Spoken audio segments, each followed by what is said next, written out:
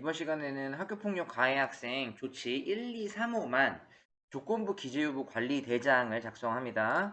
요것도 4-1 양식과 마찬가지로 학교폭력 담당 교사가 총 3장을 뽑아서 가지고 있어야 됩니다. 2023학년도 입학생은 1학년, 그리고 2022학년도 입학생은 2학년, 2021학년도 학생은 3학년이 되겠죠. 2023년 기준입니다. 이렇게 보시면 되고, 이것도 마찬가지로 기재유보 관리대장도 전학을 가거나 전학을 올 때 둘 다 이제 잘 관리하셔야 됩니다. 전학 가면 이제 전출교에다가 관련된 내용을 이제 공문을 통해 전달해야 되고, 전학을 온 학생 이전에 조건부 기재유보 대장이 있는지 확인을 해야 돼요. 이게 어차피 생활기록부에도 입력이 안 되는데 이걸 왜 해야 하느냐? 예를 들어 이전 학교에서 1, 2, 3호 조치를 받았다 하는 경우에는 우리 학교 왔는데 또 1, 2, 3호 조치를 또 받을 수 있잖아요. 기재 유보 관리 기재가 유보되었지만 학교 폭력이 재차 발생했을 경우에는 이제 생활기록부에 입력을 하고 조치사항 관리대장에서 이제 관리를 해야 되기 때문에 꼭 전학을 가거나 전학 올 때 챙겨서 내용을 가지고 계셔야 됩니다.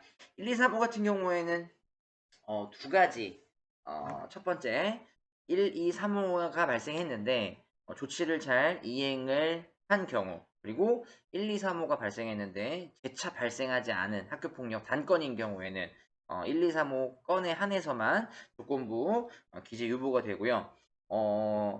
병가 조치가 가능하기 때문에 조치가 같은 날 1, 2, 3호가 동시에 나왔다 하더라도 조건부 기재 유보 관리대장에 작성하셔야 됩니다. 예를 들어 1호, 6호가 동시에 나왔다 그러면 1호만 기재 유보 관리대장, 그 다음에 이제 6호는 기재를 해야겠죠. 그죠? 자, 그래서 인적사항을 적어줍니다. 조치 일자, 이행 기간을 적어줘야 되고, 어떤 조치를 했는지, 어떤 조치사항을 했는지, 이행 완료일까지 작성해 주시면 됩니다. 그리고 비고란에 이제 뭐 예를 들어서 두 건이 발생해서, 첫 번째, 똑같은 학생이 두 건이 발생해서, 적혔다 그러면 여기 비고란에 이제 뭐 몇 월 며칠에 재차 발생해서 기재유보 관리대장 말고 이제 저기에다가도 적었다. 조치사항 관리대장에도 적었다. 뭐 이거는 적어도 되고 안 적어도 되긴 하는데 좀 더 두 개의 서류를 모르는 사람이 봤을 때 좀 더 이해하기 쉽게 하려면 그런 내용을 좀 적어둘 필요성이 있지 않을까.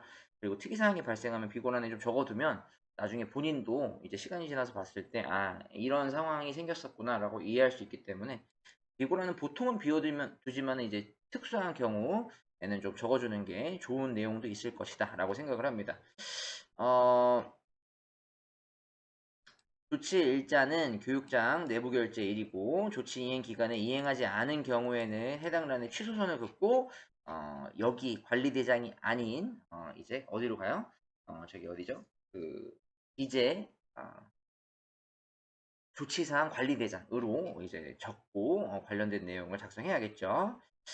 1, 2, 3호 것만 기재에 유보한다. 이게 법 내용도 매년마다 조금씩 바뀌고 양식도 바뀌기 때문에 2023년 거를 좀 이제 좀 더 유의 깊게 살펴보셔야 되는데 일단 기본적인 내용만 이해하시고 2023년에 업데이트되는 법 아니면은 가이드라인 이제 규정 이런 것도 참고하시면 좋을 것 같습니다.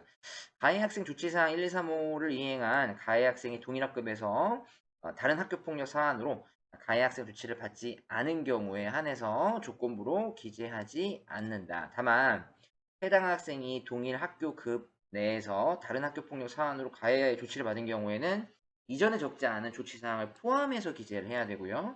심의위원회가 정한 이행기간 내에 조치사항을 이행하지 않으면 조치사항을 기재하고 이후에 조치사항을 기재해도 기재 내용은 유지된다라는 주의사항까지도 탑재를 해서 이제 이 배부 자료를 2022년 초에 뿌린 바 있습니다.